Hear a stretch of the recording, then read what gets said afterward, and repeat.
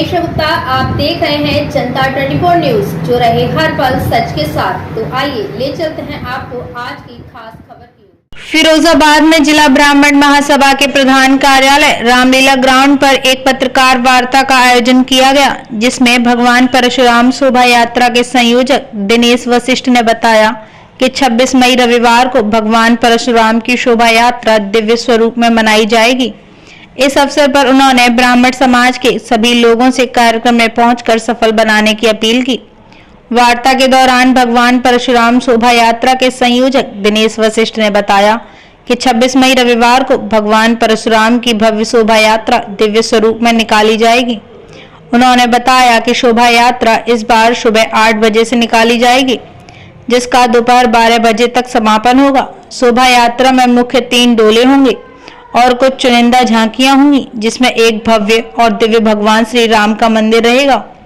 उन्होंने कहा कि पुरुषों के साथ महिलाओं की संख्या विशेष होगी, जिसमें शामिल होने वाली सभी महिलाएं पीले वस्त्र पहनकर शामिल होंगी। यह शोभा यात्रा दाल मिल से चलकर डाक खाना चौराहा होती हुई भगवान परशुराम कार्यालय रामलीला ग्राउंड पर जाकर समापन होगी। इसके बाद सभी को प्रसाद की व्यवस्था रामलीला ग्राउंड में की गई है।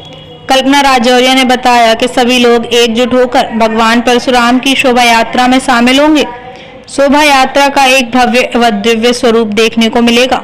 ब्यूरो रिपोर्ट, फिरोजाबाद, जनता 24 न्यूज, रिपोर्टर रवि वशिष्ठ। फिरोजाबाद जिला ब्राह्मण महासभा के प्रधान कार्यालय परशुराम शिविर रामलीला ग्राउंड में हम सभी विप्र बंधु आज एक प्रेस वार्ता के माध्यम से एकत्रित हुए हैं। उसका विषय है कि आगामी 26 मई 2024 दिन रविवार को जो महर्षि भगवान परशुराम जी की शोभा यात्रा निकाली जा रही है, उस संदर्भ में आपके प्रेस मीडिया के माध्यम से जानकारी देने के लिए हमारे साथ में हमारे जो परशुराम जयंती संयोजक हैं दिनेश वशिष्ठ जी, हमारे उमाकांत पचौरी जी संरक्षक महोदय हैं, और हमारे कमेटी के विभिन्न सम्मानित विप्र बंधु यहाँ उपस्थित हुए हैं। साथ में मातृशक्ति के रूप में हमारे कल्पना राजौरिया जी हैं। अपने इन सभी की एकजुटता की भावना को देखते हुए भगवान परशुराम जयंती में इस वर्ष 2024 में एक प्रथम बार इस तरह का निर्णय लिया गया है कि जो जयंती रात को निकाली जाती थी शाम के समय, वो उसको प्रातःकालीन किया गया है। इस प्रयोग को पहली बार ये किया गया है क्योंकि इसमें देखा गया है कि ग्रामीण क्षेत्र के अंचलों से जो हमारे विप्र बंधु हैं वो शाम के वक्त नहीं आ पाते थे।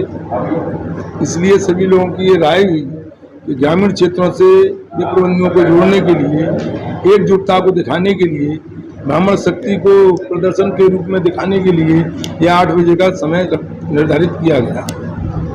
ये प्रथम बार ही हुआ है जब परशुराम जयंती जिला ब्राह्मण महासभा के तत्वावधान में निकली है, उसमें समय सदैव सायंकालीन ही रहा है, परंतु इस वक्त इसी सोच के साथ प्रातःकालीन निकाला जाए, ब्राह्मण एकजुटता को जो प्रदर्शित किया जाए वो अनूठा और एक अनुभव के तौर पर ही देखा जाएगा।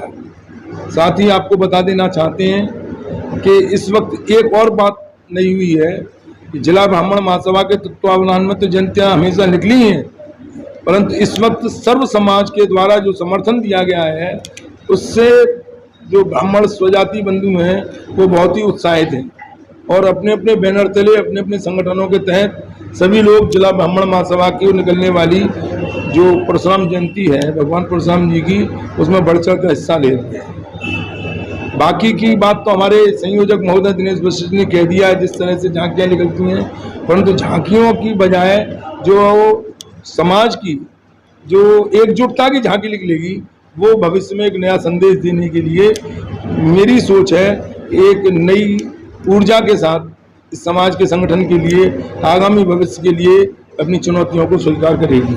धन्यवाद। भगवान परशुराम की जय।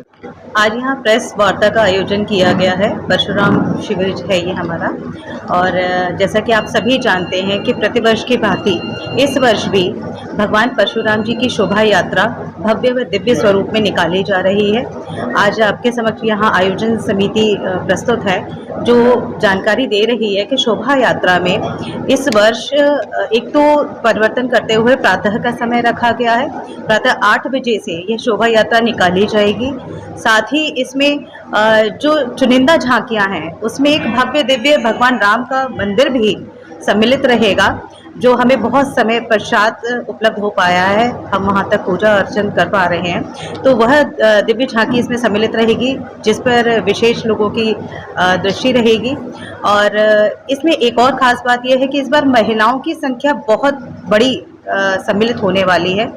एक जैसे परिधान में पीले रंग के वस्त्र में महिलाओं ने तय किया है कि सम्मिलित होंगे इस झांकी में, इस शोभा यात्रा में।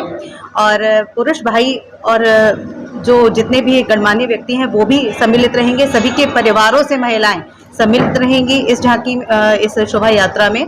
और कुल मिलाकर के आप कहें कि एक अलग अनोखे अंदाज में इस बार प्रयास किया गया है कि जो लोग रात में नहीं आ पाते थे, ग्रामीण अंचल से लोग, वो भी सुबह यहाँ सम्मिलित हो पाएं। ऐसा करते हुए समय में परिवर्तन किया गया है। तो निश्चित रूप से यहाँ पर एक भारी संख्या रहेगी भगवान परशुराम जी की शोभा यात्रा में। और 12 बजे के लगभग जब शोभा यात्रा का समापन होगा तो प्रसादी के रूप में एक संपूर्ण तरह से भोजन की व्यवस्था की गई है रामलीला ग्राउंड में। उसके बाद ही इस शोभा यात्रा का समापन होगा। भगवान परशुराम जी के चरणों में सादर प्रणाम। हर वर्ष की भांति इस वर्ष भी 26 मई को भगवान परशुराम शोभा यात्रा 8 बजे निकाली जा रही है। आज जो मीटिंग का बुलाने का जो मतलब है यही है कि भगवान परशुराम शोभा यात्रा कैसे निकाली जाए। भगवान शोभा यात्रा 3 डोलों के साथ निकलेगी। 12 झांकियां होंगी, ऊंट होंगे, लंगाड़े होंगे और इसमें 2 से 51 महिलाएं पीले वस्त्र पहन के भगवान परशुराम शोभा यात्रा की शोभा बढ़ाएंगे। और क्या कुछ खास होने वाला है शोभा यात्रा? इसमें खास यही है, एक तो 2 से 51 महिलाएं निकलेंगी पीली धोती पहन के। दूसरी, भगवान राम का एक भव्य डोला निकाला जाएगा, जो आज अयोध्या में डोला जो सजा है मंदिर, उसी की तर्ज पर एक डोला निकाला जाएगा। और कुछ खास ये होगा कि रामलीला मैदान में 5000 लोगों को खाने की व्यवस्था की गई है, जो इससे पहले कभी नहीं हुआ। खास बात यही है। कहाँ से ये शोभा यात्रा निकाली जाएगी? ये पुराने दाल मिल से चलते हुए, बर्फ खाना होते हुए, डाक खाना होते हुए भगवान परशुराम शिविर पर समाप्त होगी और यहीं पर भगवान परशुराम जी का भोग लगने के बाद में सभी विप्र बंधुओं को प्रसाद वितरण होगा। शोभा यात्रा में लगभग कितनी भीड़ होने की संभावना? अब हम तो ये अंदाज लगा रहे हैं साहब 5000 आदमियों की भीड़ हो जाए।